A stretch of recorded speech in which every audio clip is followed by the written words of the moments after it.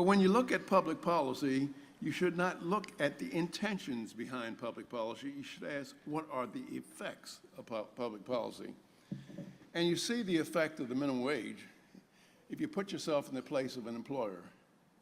And currently, the minimum wage is $7.25 an hour. In some places, much higher. Yeah, I thought that they was like creeping up to like $13 or something right now in some places. But yeah, okay, let's go. An hour. In some places, much higher. But put yourself in the place of an employer and ask yourself, would you hire the person who is so unfortunate to have skills that will only enable him to produce $4 worth of value an hour, and pay that person $7-something an hour? Most employers look at that as a losing economic proposition. Wow. And so the effect of the minimum wage law, the initial effect, is to discriminate against the employment of low-skilled people. And if you look at the empirical data on that, it's very rich. In some of my research, I point out that in 1948, if you look at the unemployment rate between black and white teenagers, the unemployment rate among black teenagers was slightly less than that among whites. And it wasn't because it was a lack of discrimination at the time. It was that the minimum wage had not been raised. The inflation had repealed the minimum wage. Then also, if you look at another book I wrote in 1990, I believe, and the title is South Africa's War Against Capitalism, where I spent about 3 months in South Africa studying its labor market. Wow.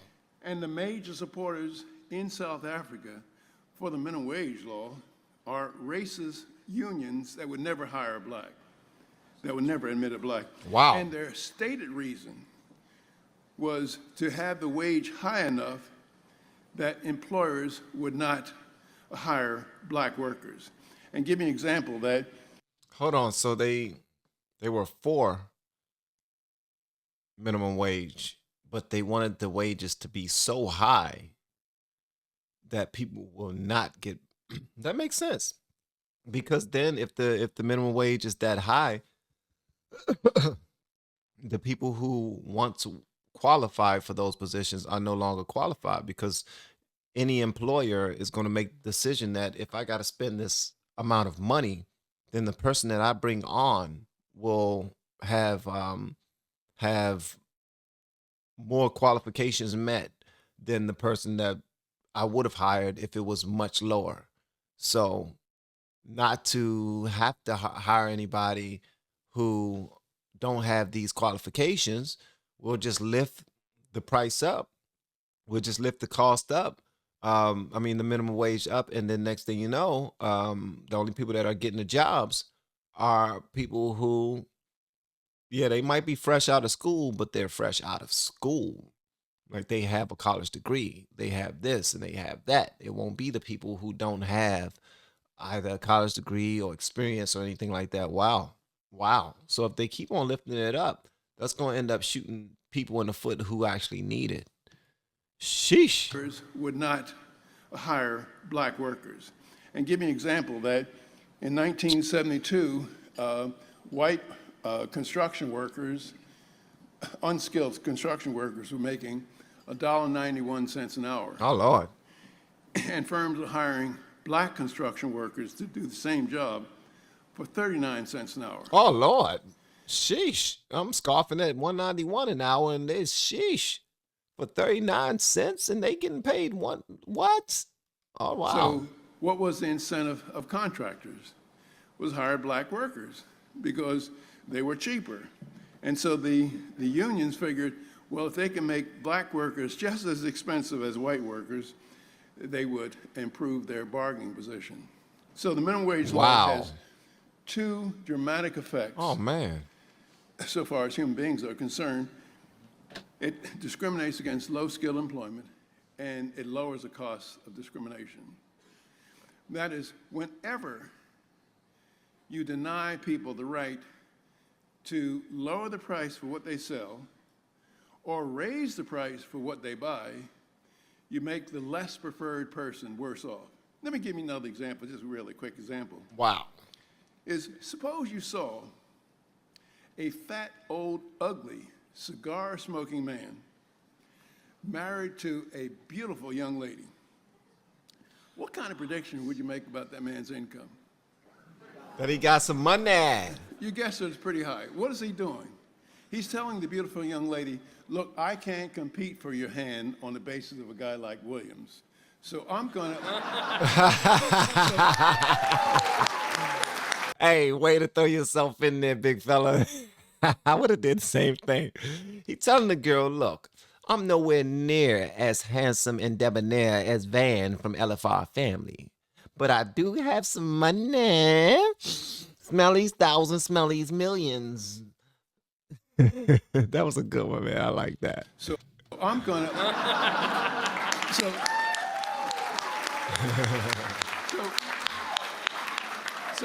So he says, I'm going to offset my handicap by offering you higher prices.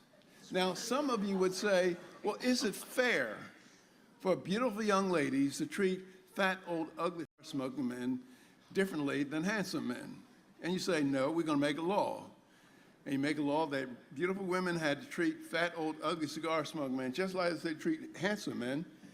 Then, after you make a law such that, what happens to the probability of a fat, old, ugly, cigar-smoking man marrying a beautiful young lady? It goes to zilch. Yeah. Because you've taken away his most effective means of competing with the more preferred person. Wow. It's the same thing setting minimum prices. You deny less preferred people the most effective tool for competing with more preferred people. His argument just seems like extreme, and don't jump on me for saying this. Something that most people don't have. Common sense is what it is.